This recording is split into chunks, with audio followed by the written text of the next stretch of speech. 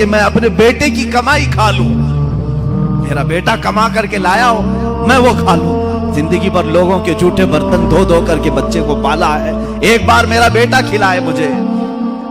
وہ اس آس میں رہی، وہ بنگلور یا کہیں کسی علاقے میں نوکری پر گیا، مہینہ گزرا تھا، تنخواہ آئی اس نے کہا تنخواہ سنبھال کر، پہلی تنخواہ میں اپنی ماں کو لے کے جاتا ہوں۔ وہ پورا اپنی تنخواہ اپنی سیلری لے کر کے گاؤں پہنچا تھا، اسے پتہ ہی نہیں تھا اس کے گھر کے پاس بھیڑ جمع ہوئی تھی۔ جب اس نے دیکھا تو لوگوں نے کہا کہ تیری ماں کا رات میں انتقال ہو چکا۔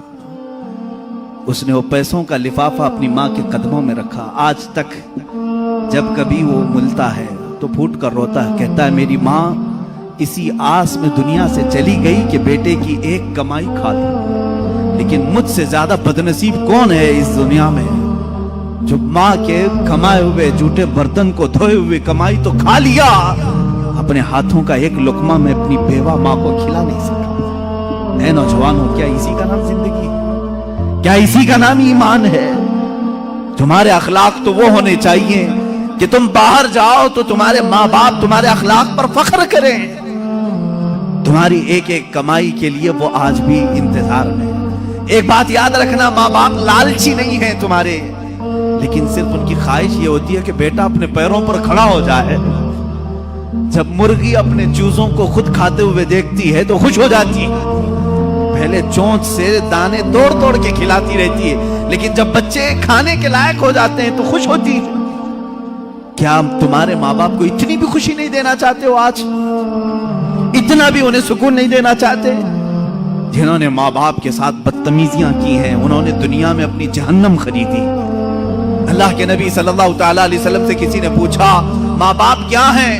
حضور نے فرمایا وہ تیری جنت بھی ہے تیری دوزخ بھی ہے، وہ تیری جنت بھی ہے تیری دوزخ بھی ہے۔ جس نے ماں باپ کے ساتھ برا سلوک کیا اس نے دنیا میں دوزخ خرید لی ہے۔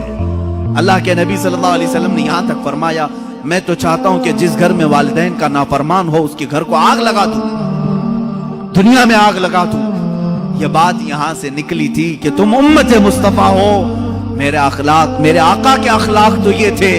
عام خاتون جو دنیا کی ہے، مدینے کی گلیوں میں بوڑھی عورت ہے، پھٹے کپڑے ہیں، الجھے بال ہیں، اس کی بات سننے کے لیے پورے کائنات کا آقا کھڑا ہو سکتا ہے تو ہے میرے عزیز تم اپنی ماں کے لیے تھوڑا سا وقت نہیں نکال سکتے؟ اپنی ماں کے پاس وقت گزارو۔ میں سمجھتا ہوں دنیا کا عظیم وقت ہے، دنیا کا عظیم وقت ہے۔ میں بھی آج اپنی ڈائری میں نے لکھا ہے میں نے بہت ساری جگہوں پر تعلیم حاصل کی ہے، مدرسوں میں پڑھا ہوں، حفظ قرآن ہوا ہے، عالم پڑھے ہیں یا مفتی کورس کیے ہیں، جہاں جہاں وقت گزارے ہیں، لیکن میں نے محسوس کیا ہے میری زندگی کا سب سے قیمتی وقت وہ ہے جب میرے باپ بیمار تھے اور میں ان کے قدموں میں بیٹھا رہا، ان کی آخری نصیحتیں سن رہا ہوں۔ اس سے بہتر وقت ہماری زندگی میں نہیں آیا۔ ایک میرے استاذ گرامی مرشد گرامی کے پاس گزارا ہوا وقت وہ میری زندگی کا لب لباب ہے، حاصل کلام ہے۔ میں سمجھتا ہوں میری نجات کا کوئی ذریعہ ہے تو یہی تو وقت ہے، باقی تو میں نے بھی دنیا میں کوئی اچھا کام نہیں کیا۔ لیکن میرے عزیزو یاد رکھو تمہارے پاس، تمہارے والدین کے پاس گزارا ہوا تھوڑا وقت تو ہونی چاہیے۔ خوش کرو ان اولاد، ان والدین کو، اور یہ بھی یاد رکھنا آج وہ تمہارے والدین ہیں، کل تم کسی اور کے والدین بننے والے، کل تم بھی باپ بنو گے، تمہارے سامنے بھی تمہارے بچے آئیں گے اور تم اس وقت درد کی سسکیاں لیتے رہو گے۔